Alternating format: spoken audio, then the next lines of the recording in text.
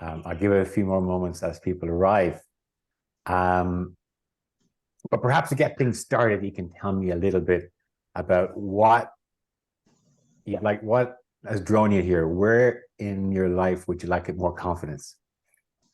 Instant confidence is the promise today. So I don't mean, what I mean by instant confidence, what we're talking about later, it's something we can shift into a confident state very quickly when we know what we're doing, so when we need it. So does anyone have any areas of their life or situations where you just love to be able to, boom, get into a more confident state? Get the chat box going, or you can come in verbally if you wish. Yeah, for me, Shane, it's getting finding clients.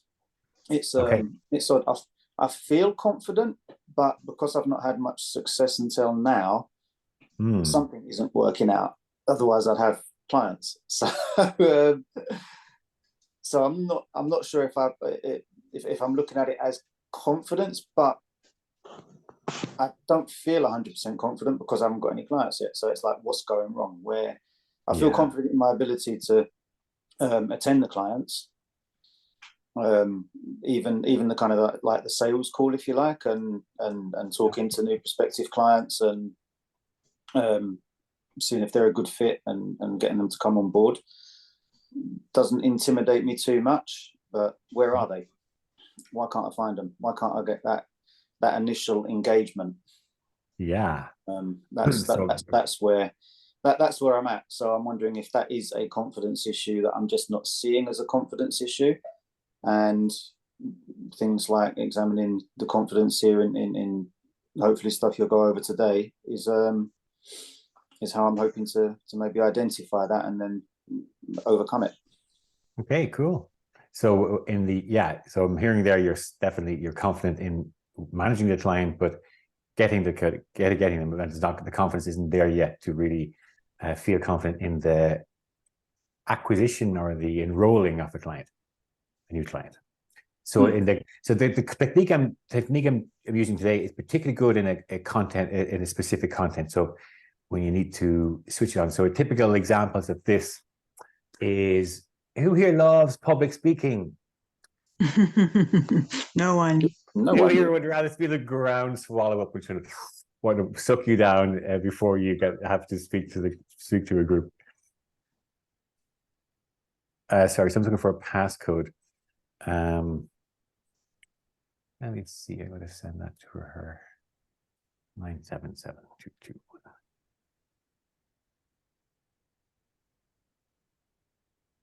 Oh, any other areas you'd just love to be able to turn on confidence before you go into a certain event, situation, or? I think for me, I have a few clients which I haven't attracted by social media and marketing, and I know that I am dithering getting going with Instagram because doing a video and that kind of thing makes me, and there are opportunities to go and talk to groups and public speaking. I can do it. I have done it. Yeah. And that's what I need to build upon. Okay, cool. Okay, great. So thinking of the specific situations, now think about everybody. We all need a strong why, and if those of you who are coaches or whatever you're doing, people need a strong why to do anything. Almost anything. My son, sometimes it's just as much as an M&M can get him to do all sorts of things, or a promise of something.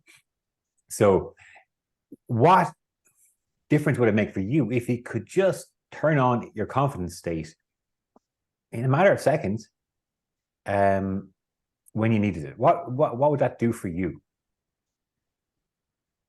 Think of your client maybe perhaps as an opportunity to attract a new client, or to do a video, or speak to a group.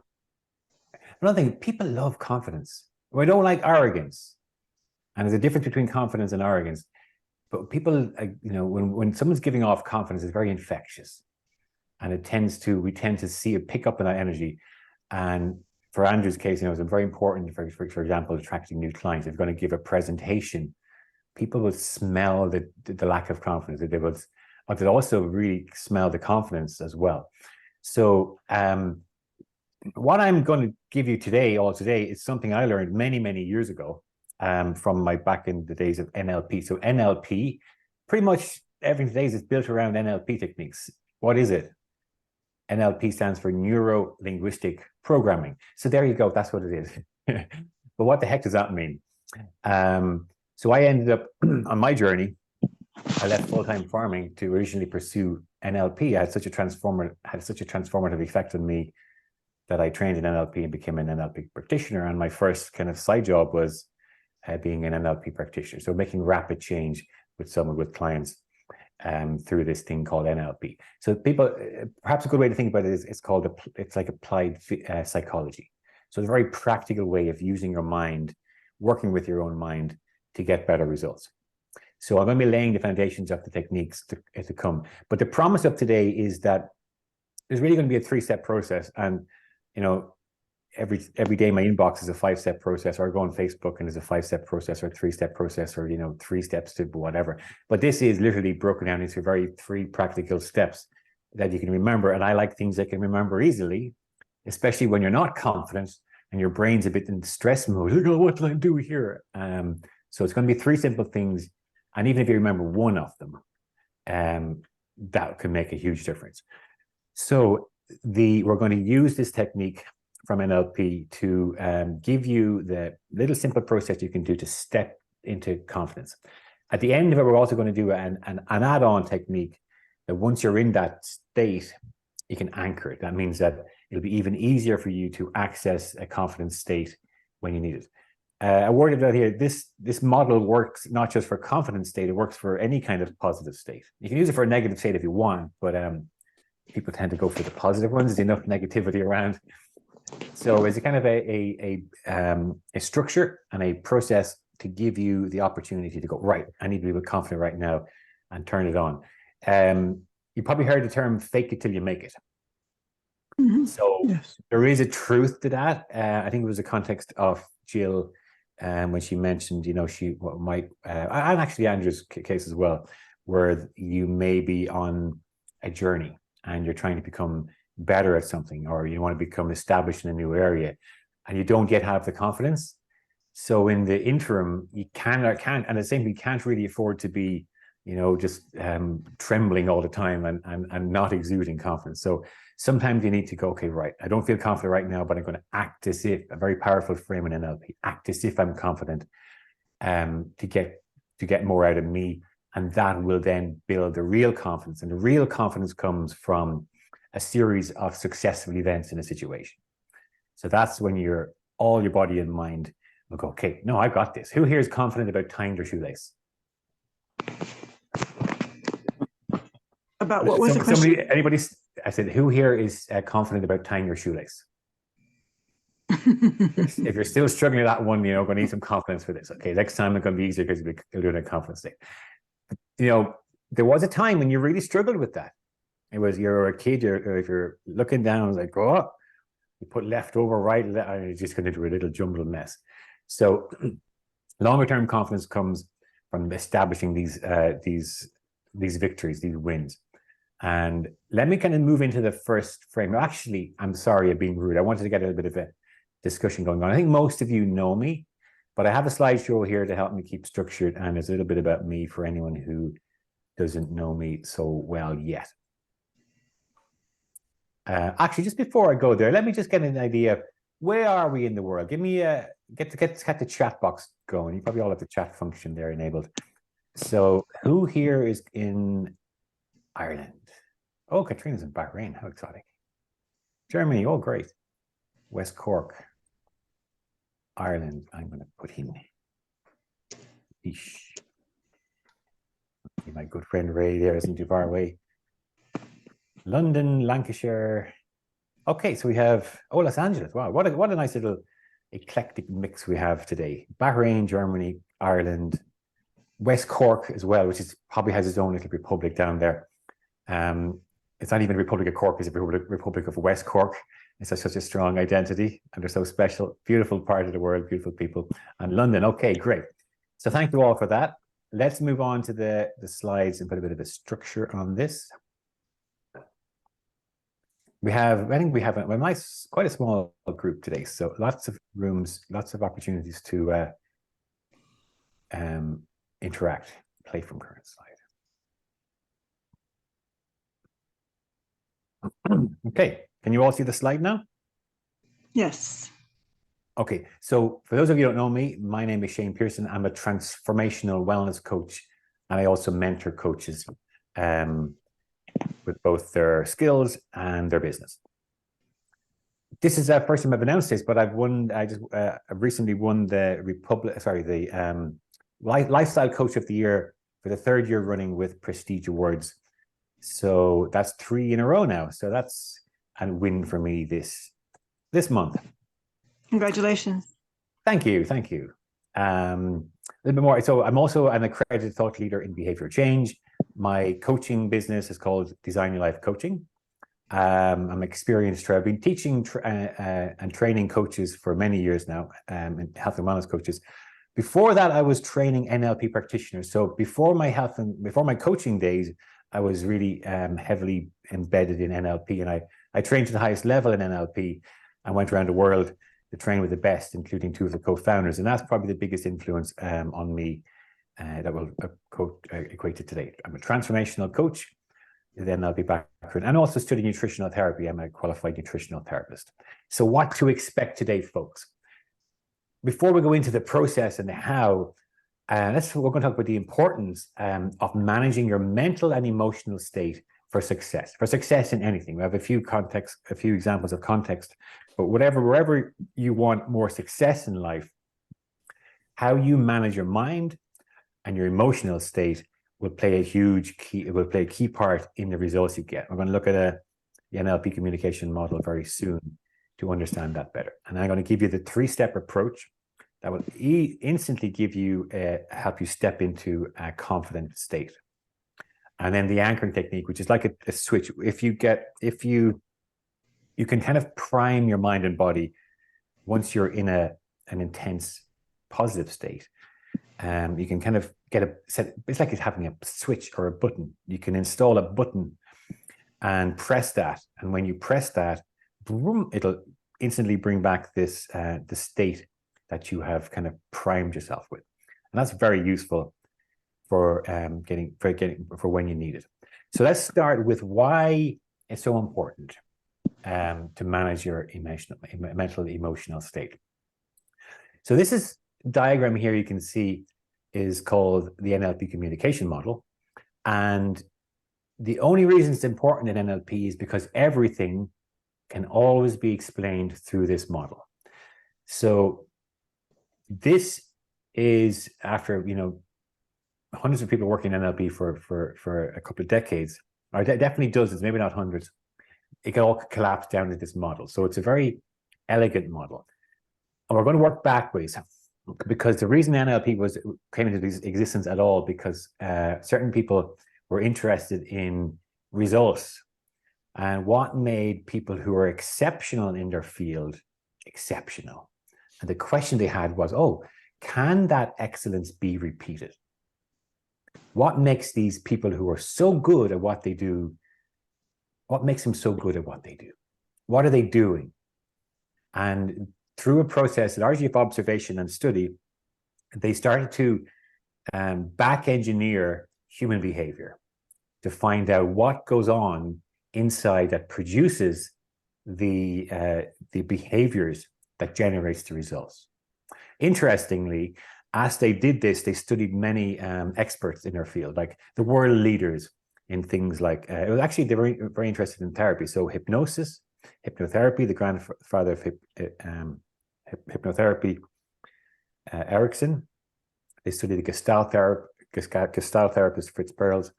And then the lady, so long I've been into the classroom with this, might come to me. I can't think of her name. She was a family therapist. And they were studying how did they get these results? Now, the interesting thing was that the experts themselves didn't know how they were doing it a lot of the time. They had a kind of they were able to do it, and they were able to do it fluently, but it was generated from years and years of practice. And it became unconscious. A very fascinating thing happened was as they worked with these experts, the experts became more conscious of how they were doing things, and it stopped working. So that hints at the power of the unconscious. And maybe you've ever been on that. You've been in a flow state and you start thinking about it, and then immediately you lose the flow. So whether you're, I know that from sports. I'm a two examples: playing pool and playing soccer. I'm not very good at either of them, but sometimes I'm playing really well in either of them. So I start thinking, wow, how do I do that? And the minute my head comes in, I lose my flow and I'm no good again. So there's an unconscious process here, and this is where NLP it forced the observers to go back and understand the unconscious processes. So let's kind of backtrack a little bit here from the results, because the results you're getting at the moment, is it fair to say that they come from the behavior you're producing? So whatever results you're getting is a behavior that's producing that result, if you're taking 100% responsibility for your life, and I suggest you do. Now, the interesting thing is the behavior you produce depends on the state you're in. Has anyone ever tried to do something when they're in the wrong emotional state? For example, many years ago, I was going through a breakup and I was in a flat and I had this light rope, and I had this idea I was going to create this beautiful spiral of with this rope, and I was sitting on the couch and I'm going to do it now. So I was in a really bad state. So I ended up trying to hang this beautiful spiral, but I was all over the place. So, and after a while, there's this mess on the wall, and I'd actually hacked lumps out. I was using nails, and it just looked terrible. And it looked terrible for a long time afterwards. So that's a silly example. But who here can think of an example when you tried to do it, and you're capable of doing it, but you're in the wrong state? Maybe you were angry. Maybe you were just depressed or sad or frustrated. Even think of communication. Have you ever tried to communicate something to your partner, but you were frustrated or a little bit angry, and then you realize the communication didn't come out so well, even though you could be an excellent communicator if that tension and frustration wasn't there. Are you with me? Yep. I think okay. Parenting, Shane. Parenting is the perfect example. I know you can be an excellent mom. I can be an excellent dad. And there's times when I let myself down. Yep. And it's the ultimate test being a parent, because kids will test you, and you've got all these adult responsibilities, and it's so hard to be present. But when we can be amazing parents, and we can also go, oh my God, did I really just do that? So a great example there. Now, let's go a little bit further. The state we're in, so the emotional state we're in, the mental emotional state we're in, it depends, it has influences. So it is influenced by, in the NLP model, two main things. First one is physiology. And then we're going to look at that a little bit later. So let me park the physiology for a little bit. But we also have the internal representation. So the internal representation is important because that's how we represent inside our own minds something that exists outside of us. So think of a situation. So I'm sorry, let me go through the rest of it first. So the internal representation comes from these, it's not reality. Here's a big thing about the NLP and perception, the power of perception, is we don't see things the way they are. We think we do, but we see things the way we are. So for example, who here loves dogs? Anyone here loves dogs? Yeah. So you're walking through a park, two people walking through a park, and there's this dog comes along, but it's quite a big dog, and it's coming, and you're there, Andrew, and you love dogs. Like my tendency might be, oh, there's a dog. You might have a tendency to want to stroke the dog, rub its belly, get a bit of a belly scratch, and have a bit of a cuddle. Someone else might go, they tense up. You see the same dog, same situation, but they tense up and they kind of maybe veer away from the dog, and they're afraid of the dog.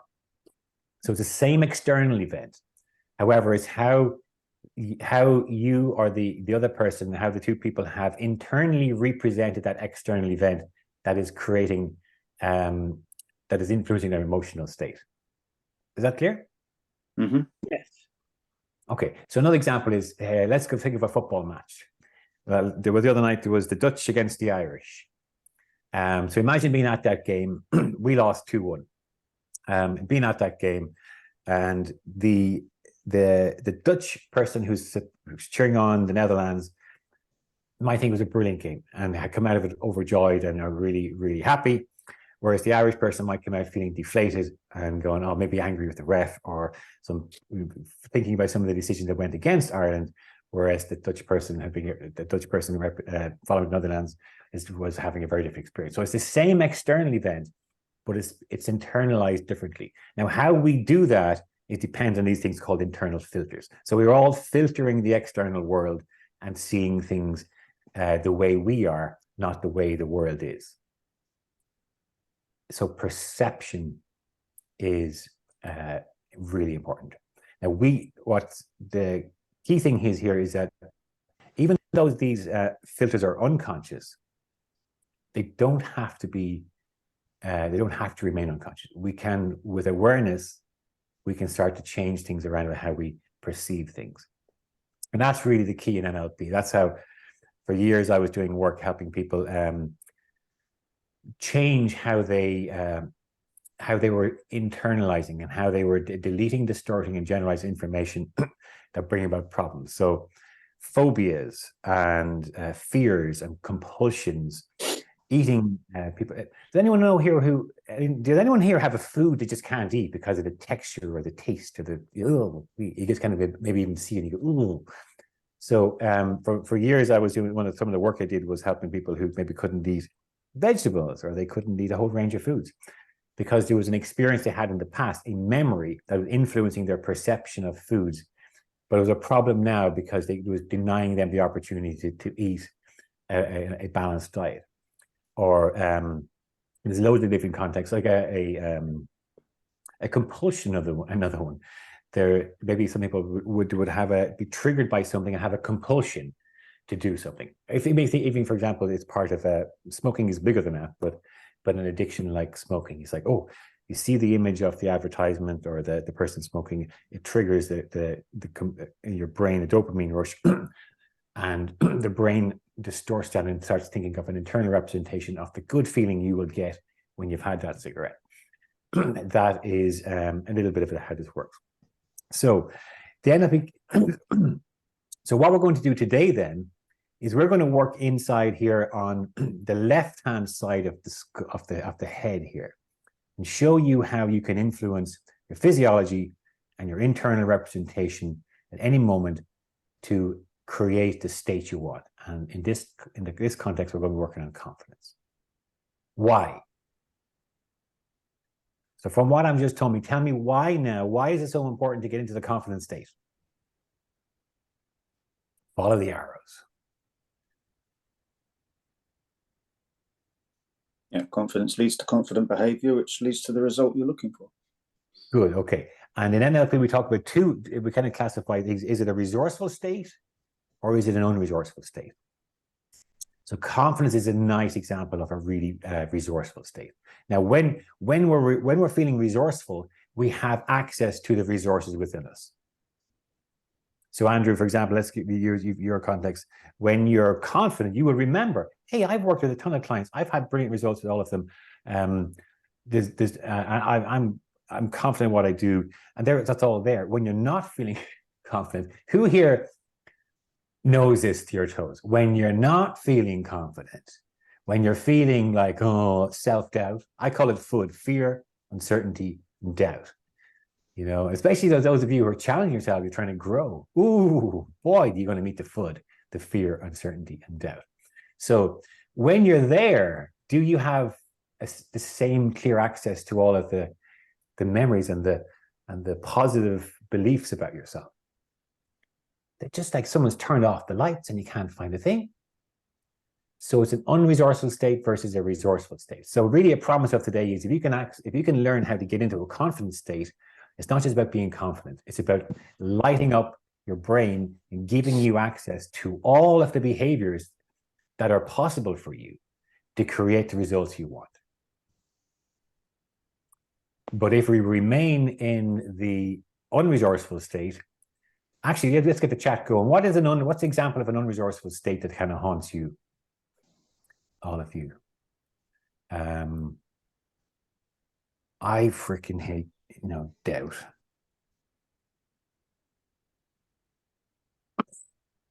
And actually, it's not, doubt can be very positive. Self-doubt. When I turn that doubt against myself, oh,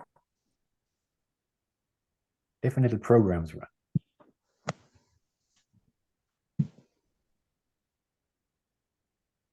Comparing to others, yeah. Yeah, what does that do for us? Especially when you go online now and you see these like really good Instagram channels, or someone like putting their best foot forward, and and they're your experts. You compare yourself to the best in the world. Compare and despair. That's a new little phrase. I like that one, Jill. Yeah. So that's what we're focusing on. Yeah. Compare and despair. What else? What's your kryptonite? It's really good to know your weaknesses, especially now when you're going to be more empowered, a bit more armed to do something about it. Perfectionism. Because if you're not perfect, what? Fear of success. Oh, tell me more, Paula. Fear of success. What makes that so scary?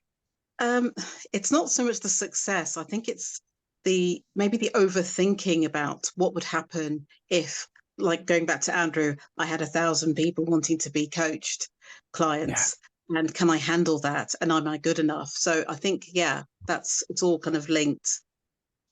Am I good enough? there's a so something in NLP we have a thing called your presenting problem. And I suppose as I got better at NLP, the value I was giving was helping people get away from a surface level problem, like, oh, I'm a perfectionist, to really, I'm not good enough. And if we can work at the root cause of fear of having 1,000 clients, it's not nice problem to have when you get there. So, but there might be a bit of overwhelm. So am I good enough? I'm working at what's really going on. Okay, Andrew, meeting expectations of others. Yeah. So sometimes we think people. There's a lovely frame in NL I use a lot in coaching. Expectations versus agreements. We can have expectations with people that, oh, she expects this from me. He expects this from me. Do they? And if they do, it means it's not a clear agreement in place. So don't a lovely frame that is, what is the agreement? Ask, what is it you expect of me, and what can I expect of you? When it's vague, it's usually leads to stress and disappointment. So very powerful thing to do is trying to turn those into agreements. Okay, now I have an agreement. I can agree that when you need my help, you will expect me, or you will ask me to do this, and I can do that. If it's possible for me, I can do that. If it's not, I'll do it as earliest convenience. We set up agreements, and agreements can take out the stress of that. Excuse me, that's an aside. It's just a lovely piece to get in here. Okay, so your kryptonite. This is giving you information, because with self-awareness we can go, oh, now I'm in kryptonite. Now I'm in an unresourceful state. Now, and guess what happens? Where do we spend so much energy when we fall into our kryptonite and into our procrastination or perfectionism? Where do we go metaphorically? How do we spend your energy?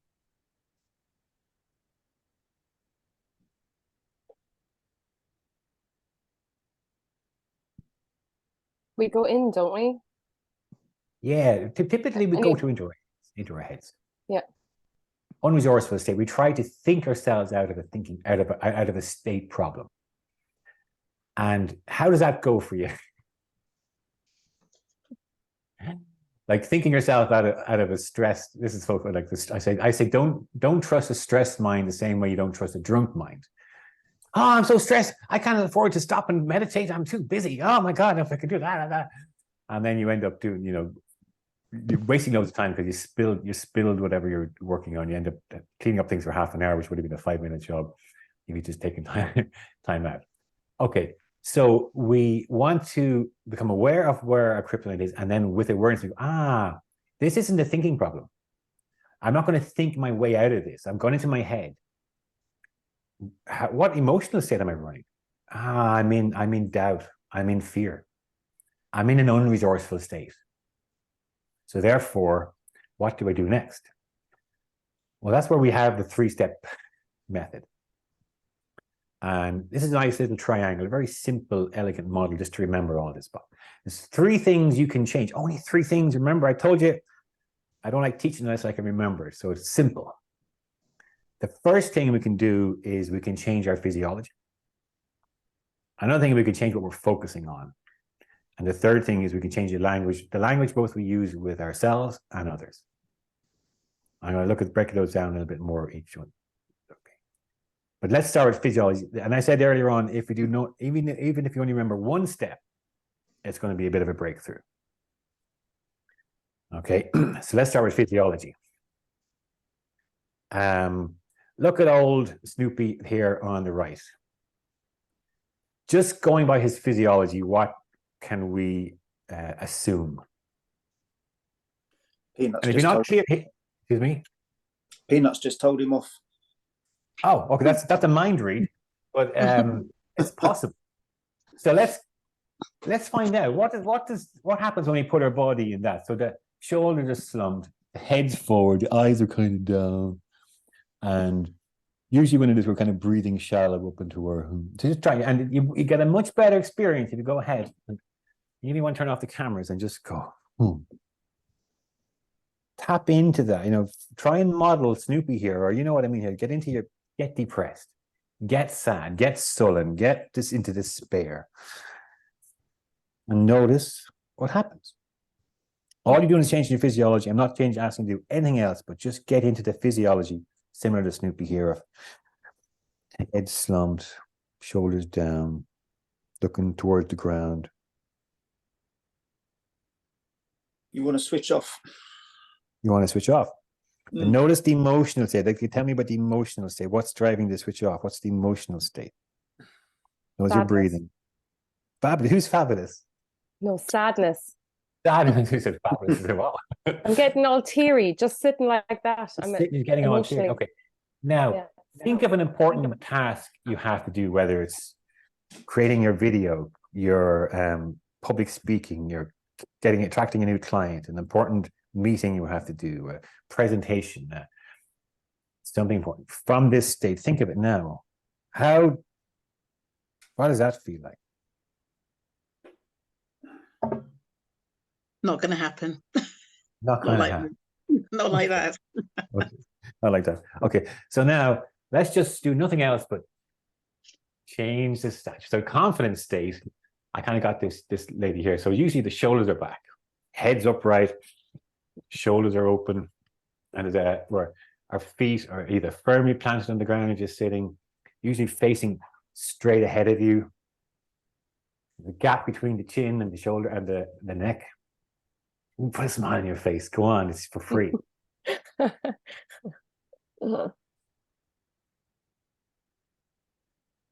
a real little tip for you here, if you want to play with this, is there's a sweet spot here. If you just do nothing else, but imagine there's a hook into your sternum, and you can pivot it just there, just like that lady. Hers kind of back, not too far back, not too forward. There's a sweet spot. Ooh, that feels nice. Anyone got that kind of feel?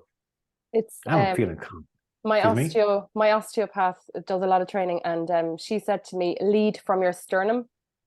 And that is, since I was over there, it's helped hugely with my long COVID. But that's one of my mantras now. If it's physically difficult, walking up a hill, if I just remember, lead from your sternum, physiology changes and I can march up the hill. If I march up the hill like Snoopy, I have to stop halfway up because my blood pressure has gone crazy. Okay. So just leading. Beautiful term. Nice way to remember is lead from the sternum. So lead from the sternum. So powerful.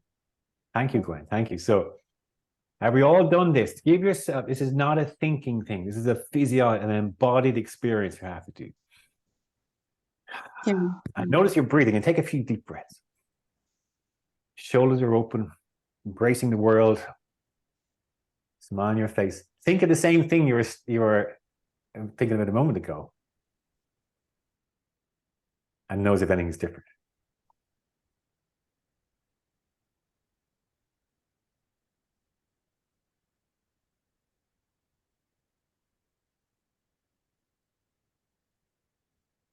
What were you thinking about a moment ago?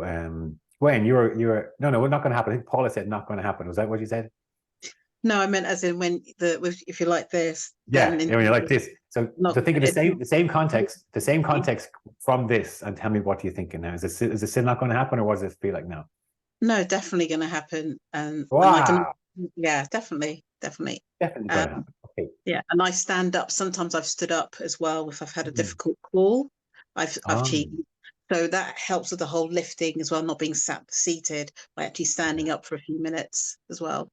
Yeah, actually, it just shows you also in terms of the work style we're in now, and the amount of sitting, how our physiology is becoming less optimal.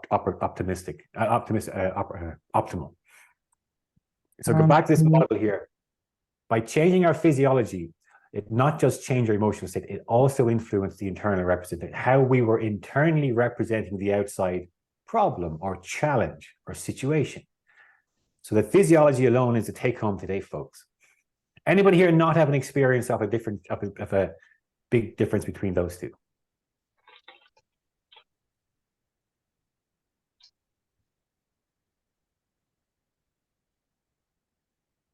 Yeah, okay, cool. Okay, so let's move on, because that alone, I say just that alone is brilliant. Now, there's another one. The first day when you go to an NLP training, the first day you learn, don't think of a black cat. What just happened? Close your eyes. Don't think of a black cat. Don't think of a blue tree. Don't think of Santa Claus hat. You're at an unconscious level, you cannot process a negative. Now, where do you think your focus goes when you're stressing about something, when we're worried about something, when we're doubting ourselves? Does it go to what we want, or what we're afraid we don't, or what it is we don't want? Yeah, it's our fear. Into our fear. And fear is a very powerful emotion, and it's based on survival. So, and there's something called the negative bias in psychology. So we got to work harder for this, baby, because at an unconscious level, it'll go to fear and negativity and start focusing on, oh my God, if I fail this exam, then I'm not going to be able to do this. And then I'm going to lose I think I might lose my job. And then if I lose my job, I might miss my house. If I lose my house, my wife will leave me, and my kids won't love me. And I mean, the directors in the streets. Calm down. So if you let fear take over, it will influence your state. And that will influence your internal representations. And the mind, it's active. So negative thoughts breed negative thoughts, and positive thoughts breed positive thoughts. So what we focus on is incredibly important in the triangle. So this demands self-awareness. If you check in, you go, what am I focusing on? I'm stressing. I'm feeling tense. I'm feeling nervous. I'm doubting myself. Where's my focus right now? Where is my focus right now? And is it on where I want it, or is it on what I don't want? And if it's focusing on what you don't want, I think you know what to do.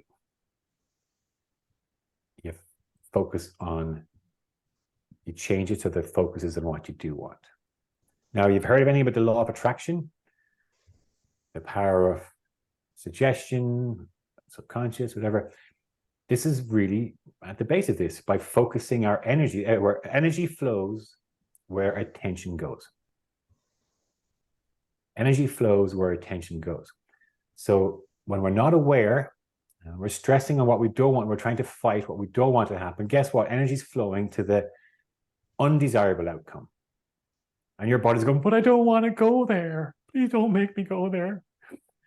But your mind is neutral. It's not going to step in and go, hey, you need to focus on the positive. You need your consciousness to influence the mind. The mind is like the untamed mind, the Buddha called it it's like a crowd of drunken monkeys, all clamoring for your attention. So the mind needs to be tamed. And I'm sorry, folks, it's a continuous job. But with awareness, we can just go, okay, where's my focus? Focus on what you want, not on what you don't want. So don't think of a black cat. Oh, I thought of a black cat. So think of what you do want. So a lovely question here, and you can write this down, is what is it actually, before you write it down, let's have the experience first. I can copy and put in the chat or something. Let me copy it so anyone, oh, sorry, I can't do that. The note takers. First of all, what is the event? You think of the same kind of, think of an event that's kind of stressing you about, and you go, oh God, you're a little bit worried about it, you're anxious about it, you're stressed about it.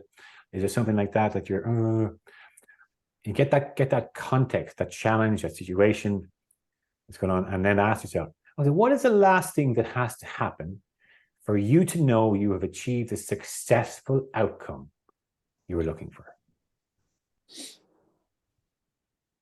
What is the last thing that has to happen for you to know that you have achieved the successful outcome you were looking for? And just notice what comes. Did anybody get an image in their mind? Go in. Can you expand? You want to tell us, or you can just give us a vague... Yeah. I've been booked to do a talk that's completely outside of my niche. Congratulations. Yeah, thank you. Through your help. But the instructions are very vague for the talk. So it's not very clear, and the person I'm communicating with is not getting back to me. So that's when I'm a bit anxious, because it's not my area. But when you said that, I just pictured the 20 or 30 people sitting there happy, nodding along with me. And I was like, that's what I want. Then I'll know I've done. Then I know I'm successful. So now I'm actually just picturing a group of people happy with the knowledge they've gained from me. So I'm actually already kind of going, ooh, and then I could do this. So yeah. Yeah. Okay. And it sounds like you're now tapped into a resourceful state. Yes, I am. I've already just was thinking of the recipes that I'm going to share with them. Whereas before I kept going, oh, I wonder what will I do? So yeah, that really helped. Wow, beautiful. Okay, brilliant. Okay. Anybody else get an image or an internal image, an internal represent, or maybe something you say to yourself? Or maybe it was just a feeling. So these are good questions. They're kind of a prompt. You prompt your unconscious, hey, and it generates an internal representation, an internal image. Often, images are good because they're easy to recall. It could also be a feeling, and it could also have could be something you're saying to yourself or people are saying to you. Okay, everybody clear on that one? Mm-hmm. The next one is the language we use. Okay, so let's think of a stressy situation. Anybody want to give us some of the mind chatter you say to yourself or to others when you're in the unresourceful state? I can't do this. Why does it always happen to me? Oh, I wish I didn't have to do this. What if it goes terribly wrong? What if they don't love me? What if I say the wrong thing and people laugh? So what's your kind of mind chatter? Anybody just get clear on the mind chatter?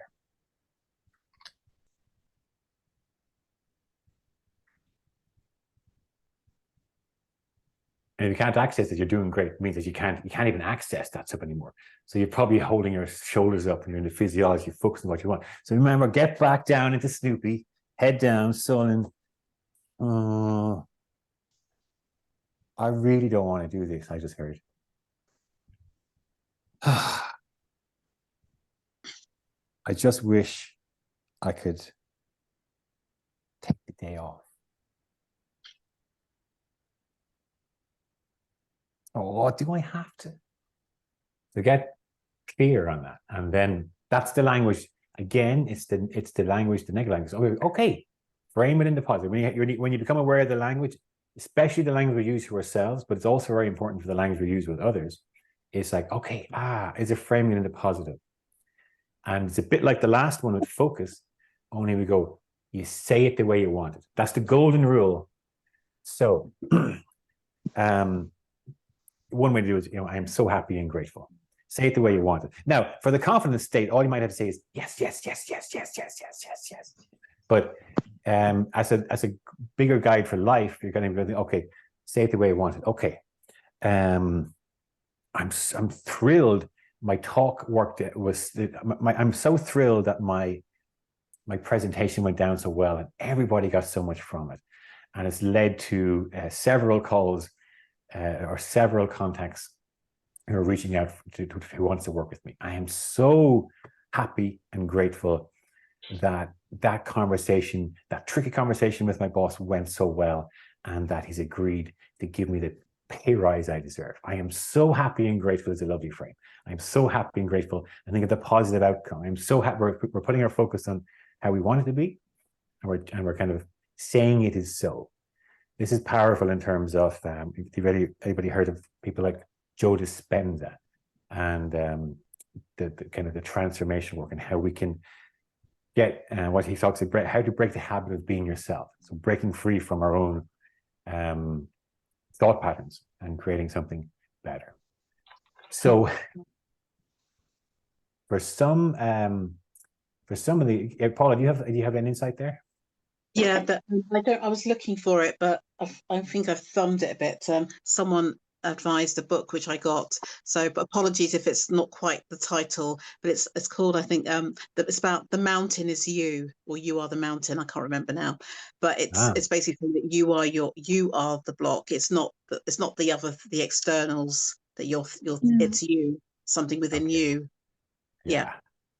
Brilliant. Okay, and that's kind of my word as well. When the world, we convince ourselves, no, it's that situation, it's that person. And then relationships are amazing for this, because I go, no, this time that is definitely my wife. And actually go, no. And then eventually I go and I sit and I contemplate, and I do some techniques, and I go, oh, holy crap, that was me. That one was me as well. So people they're mirroring us. They bring people who come to us. They give us an opportunity. They illuminate our shadow for us, and it seems like it's external, but in the world of inner transformation, it's giving you signs as to what is ready for you to transmutate and transform within, if you choose to accept the challenge. Most of us don't. No, it's them. And we distract or we do something else. Okay, let's put it all together. And then we're going to use a technique to anchor it. Okay, so let's think of confident state. Why aren't my slides going? Oh, yeah. So that's confidence. So who here can remember the first stage of getting into a confident state? Help me out here on slipping into this. Excuse me, Andrew? Physiology, and actually, usually breathing is the most powerful. So when you don't usually breathe very well. Confidence, the first thing we're going to open up our chest, stand straight forward, get that gap, lead with your sternum, as Gwen says. Feet planted on the floor, look square ahead's a nice one, and just go, okay, get into that confident pose. What else? What's step 2? If you're in there, what's step 2? Focus. So what are we focusing on? So think of the event you want to happen, successful event. Put your mind at the successful outcome of the successful outcome of what it is after the situation. Visualize it. Yeah. Visualize it and feel it, and anything you can there to really. And then I think we call it VAK, so what visual, auditory, kinesthetic. So what do you see? And what do you feel, kinesthetic? And what do you hear? If you can bring in all of those modalities, it will make it even more powerful. But visual is good. Visual is quick. It takes a little bit longer to get into the feelings. Okay, so we're focusing on what we want. And then we're going to say something. I'm so happy and grateful that my presentation went down so well. I am so happy and grateful to have closed a new client. I am so happy and grateful that my video on Instagram has had 1,000 likes, or whatever it is, whatever your metrics are. Or you could just say yes. That's a nice one. Makes it put a big smile on their face. So everybody do it together with me. Focusing on what you want, being powerfully posed for your physiology of confidence. And a great way to amplify it is to find the breath. When you're in a confident pose, you're focusing the way you want it. You bring in the language, yes.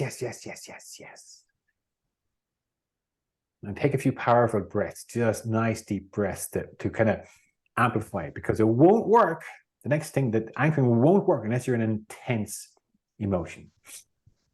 Yes. I'm so happy and grateful. And if you can access this intense feeling of confidence, only then we can do something called an anchoring technique. So there's 2 examples here. You can squeeze a fist, or you can squeeze maybe not your main finger, maybe your second finger or your third finger against your thumb. We're looking basically, this is the button I talked about, the switch to be able to turn on confidence. The idea here is that if you've ever heard, have you heard of Pavlov's dogs in psychology? So Pavlov was a Russian psychologist, and he would feed his dogs at a certain time every day and ring a bell. And the dogs would come and see the meat and just salivate. After a while, he just rang the bell and the dogs would salivate. There was no meat. So they're priming our body. So we can do the same thing. We can anchor ourselves to go, when every time I'm in a really intense, confident state, I can anchor it. I could push a button on my body in a certain way, a certain intensity. And then the minute you come off the peak of that confident state, you let go. So every time if you get into this confident state, yes, and you really feel it. Oh, it feels good. I'm leaning from my sternum. So happy things are going the way I want it. Yes. You can squeeze.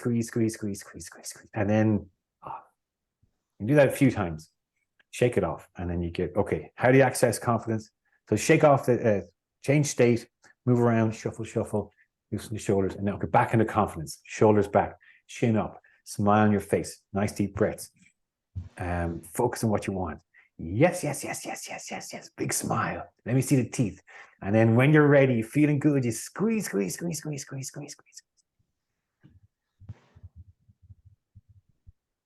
Usually only for a few seconds. If the feeling is fading, it's time to turn it off. And what you can do then is after maybe 2 or 3 times, you can test. You don't do anything else. You just squeeze the fingers and notice what happens. Make sure you're squeezing the exact way it is a moment ago. You might just notice that your body starts to want to shift back into confidence, and the energy of that confidence state comes back. That's called an anchor. So if this is your homework, get into confidence state. Prime yourself to get into feeling like you can do it. You've got the result you want. You're accessing this incredibly resourceful state, and you anchor it. And then someday you're going to need it. You're going to go, right, oh gosh, got a presentation to make. I've got a video to make. Squeeze. And it's there. It helps you kind of turn it on. Okay, any questions? Any observations? Learnings, discoveries, questions, as I say in my trainings.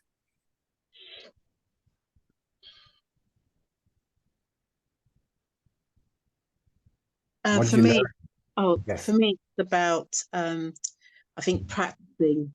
I think the state. I think if you're not used to feeling confident all the time or in those situations, then I've been for me. And what's worked for me is definitely practicing in that state. And I've also heard about things like mirror work, where you use a mirror and you say things or affirmations or things like, I've got this, or it's going to go well, the meeting, the presentation, I am good enough, whatever, those sort of things. Brilliant. Yeah, great place to do this is in the mirror. Yeah, big thing is to not wait until you're into the really challenging situation. It's like a muscle. You don't expect to lift your 40 kg. You're going to go to the gym and you build up. And when you're feeling it, then you can have your power lift. Okay. So we're going to practice this in your bedroom, in your bathroom, in the mirror. Practice it eating your cornflakes. It doesn't really matter when, but practice. And then each time you get into that tense state, you can anchor it if you want. And then use it. Now, this when my early days of NLP, a lot of what I was doing is called collapsed anchoring. When you have an anchor that's powerful confidence state, you can collapse a negative anchor. So we also get negatively primed. We get a negative anchor. So, oh God, there's that letter from the taxman again. Oh God, there's that, your phone rings. You go, oh God, there's herself or himself. Oh no, it's Monday. Oh, so we can get these negative anchors.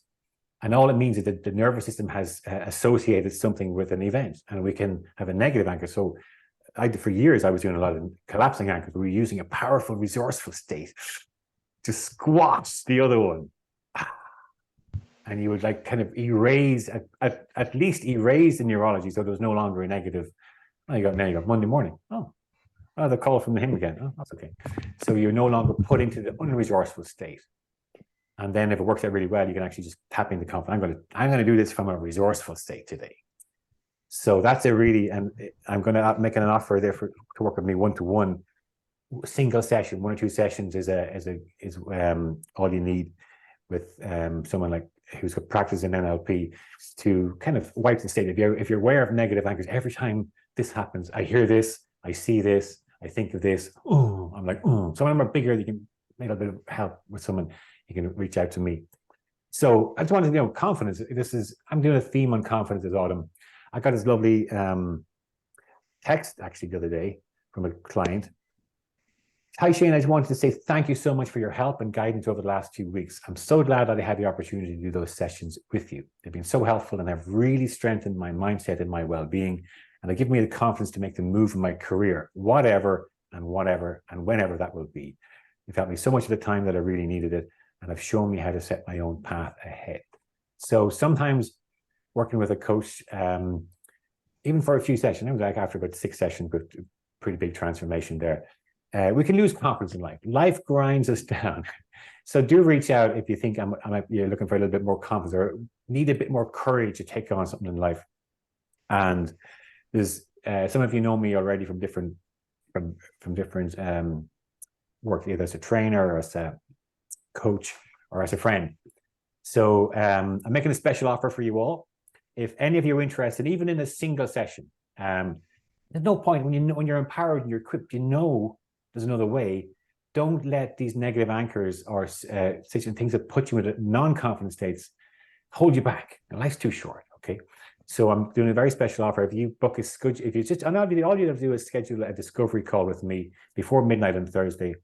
And even for a single session, I'll knock off €100. If you decide to go for a longer transformational coaching package that can be kind of 6, 8, 10, or 12 sessions, I'll knock 20% off that for any of you on the call today, and also for those who have registered. Second special offer. Yes, so the stress management, I have an online course called Stress Management. I know Ray has done it. It's 40% off that. In that, I go through the triangle, the state management triangle, what we covered today, and lots more. It gives you into the psychology and the physiology of stress, and how it gives you a lot of tools and education and awareness as to what you can do if stress is a problem in your life. So I'm going to knock 40% off that price. And if you're already good at stress, but you're trying to build resilience, go to the next level, I have an online course called the Resilience Roadmap, which is the 5 P's of resilience. It's about getting present, staying present rather than when we get wrapped up. It's about purpose, finding the purpose, what the meaning. A strong why will get you through almost any how. We have a strong meaning to what we're doing, gives us a resilience, and then we have power. So managing our overall energy and our fuel in life gives us this resilience when we know we've got energy to do what we need to do. And then there's preparation and people, being well prepared, having good people around us to support us in what we do. And for the coaches in the room, this month I'm starting the Coach with Confidence series, and for that it's a 2-hour online masterclass. For those of you who know me, it's from all the training I've done, it's the biggest impact I can think of I can give you in 2 hours, where we'll do some formal instruction and deliver a piece of coaching. Then I'm going to do a live demo with someone, live demo coaching experience, and then we get to observe that. There's some observation tools, and then we will unpack that, and you'll get to ask your questions and share your insights. So it's a really compact but ongoing way to continue to develop your skills, because really your ultimate confidence comes from being good at what you do. So I highly recommend that. It's a giveaway here. The full price is £39. I'm offering it for £20 only for anybody on the call or who is registered. So all this will go out to you in an email with a link to schedule a call. If you're not sure, you want to reach out to me by email, please do. And you can even give me a call if you want, WhatsApp or on the telephone, 086 1744 526. So folks, any questions on any of that?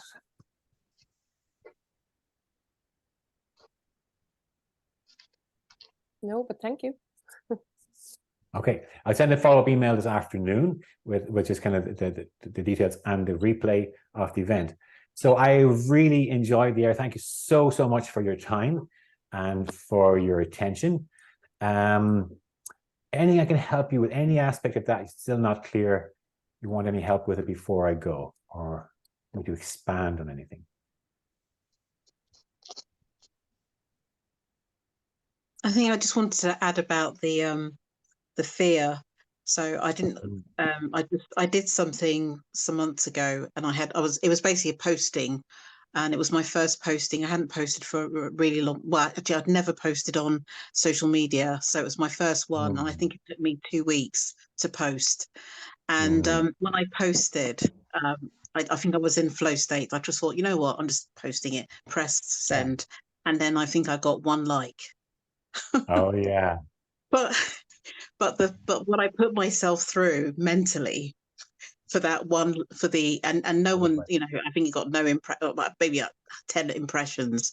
But what I took away from that was that the fear itself was bigger than the action what I did, and actually that propelled me, because after that, actually for the whole psychology, I didn't really care about whether I got 1 like, no likes, 1,000. It was just the action that I just might stay on my purpose of why I'm posting or what I'm doing in my coaching role or my social media, and that has really propelled me. And yeah, I do get off, there are, but it's definitely one of the things that has, so I don't know if that helps anyone, but if you haven't done any social media yet, so yeah, so I just share that. Get it out. The first one, they said that I've heard a great tip. It said the worst possible thing that can happen with a social media post is that no one ever sees it. Yeah. And once the first is over the line, the first thing you do anything, if anything, is the hardest usually. Yeah. So it's like, okay, the first, and then the second one's going to be easier. So the lesson there is there was 2 weeks of lost energy. Yeah. You'll never get. And we all do this. We let fear dictate our lives. So it was a big factor for you. Reach out. I'll see if I can help in any way. But the guidance is, feel the fear and do it anyway. Actually, this book popped up on my shelf today. It's quite a cliche, and sometimes easier said than done. But don't sweat the small stuff. And I think you said something very important. Get clear on your overall goal, on your purpose, and let that steer you. Because if you're thinking, oh, would somebody like this and unlike this, you're in your head. People don't care. Yeah. People don't care as much about your first post ever as exactly. So well done, Paula. Great stuff. Thank you all. Thank you. Thank you for the comments. I hope it's been of some value. Before we go, who'd like to give me a takeaway? What are you taking away? A couple of takeaways to end up the call is a nice way to leave. I think for me, the NLP is so interesting, and can't remember who said that you're the mountain, but I'm going to try and get myself in that positive state and think about my breathing and everything before I go into planning some social media thing. And actually, it's not about the likes for me. I think it's procrastination and perfectionism of how I want it to be, and I need to just do it. But yeah, so get myself in a resourceful state. That was great. Thank you. Perfect. Okay. It's a really simple tip, and you will find yourself wasting time in an unresourceful state. I still do myself, but you're totally right. It's just, I'm in an unresourceful state. Change the state and let it flow.